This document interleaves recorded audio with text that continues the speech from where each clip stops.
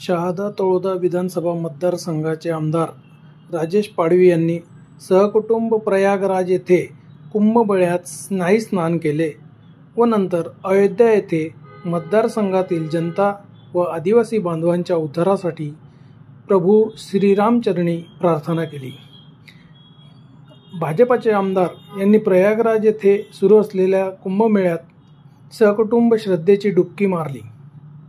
आमदार राजेश पाडवी कुंभमेळ्यात स्नायी स्नान करत मतदारसंघासाठी प्रार्थना केली।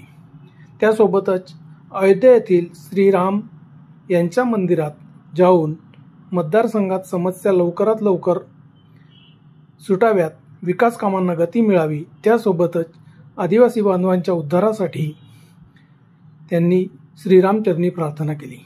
यावेळी माजी नगराध्यक्ष अजय परदेशी, विशाल पाटील, भाजपा शहराध्यक्ष गौरव वाणी होते।